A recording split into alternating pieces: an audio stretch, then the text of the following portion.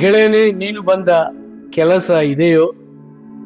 ಕರ್ತನಲ್ಲಿ ಪ್ರಿಯರೇ, ಈ ಪ್ರಶ್ನೆಯನ್ನು ಯೇಸು ಇಸ್ಕರಿಯೋತ ಯೂದನಿಗೆ ಹೇಳಿದರು. ಯೇಸುವನ್ನು ಹಿಡಿದುಕೊಡಲು ಯೂದನಲ್ಲಿ ಎರಡು ಮುಖ್ಯ ಉದ್ದೇಶಗಳಿದ್ದವು. ಒಂದು ದುರಾಶೆ, ಇನ್ನೊಂದು ಭ್ರಮನಿರಸನ. ಯೇಸು ರೋಮಾಯರ ದಬ್ಬಾಳಿಕೆಯಿಂದ ಬಿಡಿಸುತ್ತಾನೆಂದು ಯೂದನು ನೆನೆಸಿದ್ದನು.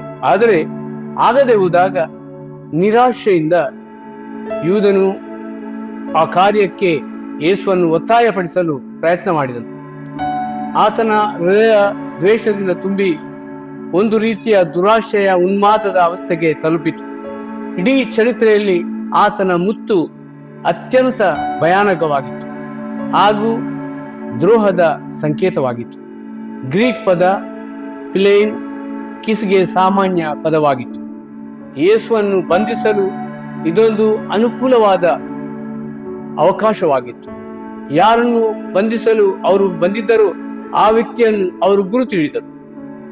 ಒಬ್ಬ ಶಿಷ್ಯನಾಗಿ ತನ್ನ ಗುರುವಿಗೆ ಕೊಟ್ಟ ಮುತ್ತಿನಂತೆ ಎಂದು ನೋಡು ಬರುತ್ತಿದ್ದು ಯೇಸುವಿಗೆ ಕಾರ್ಯಿಸಲು ಅನುಕೂಲ ಮಾಡಿದಂತೆ ಕಾಣ್ತದೆ. ಆದರೆ ಅದು ದ್ರೋಹದ ಮುತ್ತಾಗಿತ್ತು. ಯೇಸು ಆತನನ್ನು ಗೆಳೆಯನೇ ಎಂದು ಕರೆದನು.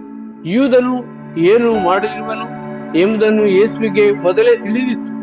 ಆದರೂ ಯೇಸುವಿನ ತಾಳ್ಮೆ, ದೈವಿಕ ಪ್ರೀತಿ ಆತನ ಕರೆಯಲ್ಲಿ ವ್ಯಕ್ತವಾಗಿತ್ತು. ಆದರೆ ಯೂದನು ಮಾಡಬಾರದನ್ನು ಮಾಡಿಯಾಗಿತ್ತು. ಯೇಸು ಯೂದನಿಗೆ, ನಿನ್ನನ್ನು ನಾನು ಈ ಕೆಲಸಕ್ಕೆ ಕರೆಯಲಿಲ್ಲ, ನೀನು ಸರ್ವಶಕ್ತ ದೇವರ ಸೇವೆ ಮಾಡಬೇಕೆಂದು ಕರೆದೆನು.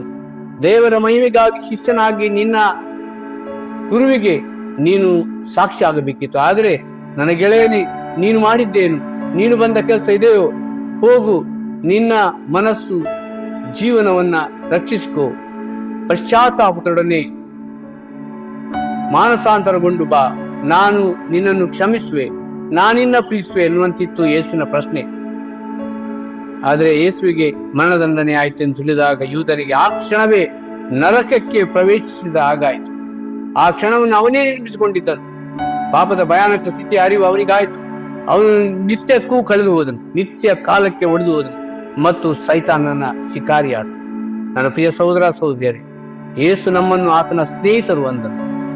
ನನ್ನ ಗುರಿ, ಉದ್ದೇಶ, ಸುವಾರ್ತೆ ಯೇಸು ಕ್ರಿಸ್ತನೇ. ಒಂದೇ ಸಾರಿ ಸಾಯುವುದು, ಆಮೇಲೆ ನ್ಯಾಯ ತೀರ್ಪು. ಮನುಷ್ಯರಿಗೆ ಹೇಗೆ ನೇಮಕವಾಗಿದೆಯೋ ಹಾಗೆಯೇ ಕ್ರಿಸ್ತನು ಸಹ ಬಹುಜನರ ಪಾಪವನ್ನು ಹೊತ್ತುಕೊಳ್ಳುವುದಕ್ಕೋಸ್ಕರ ಒಂದೇ ಸಾರಿ ಸಮರ್ಪಿತನಾದನು. ಆಮೇಲೆ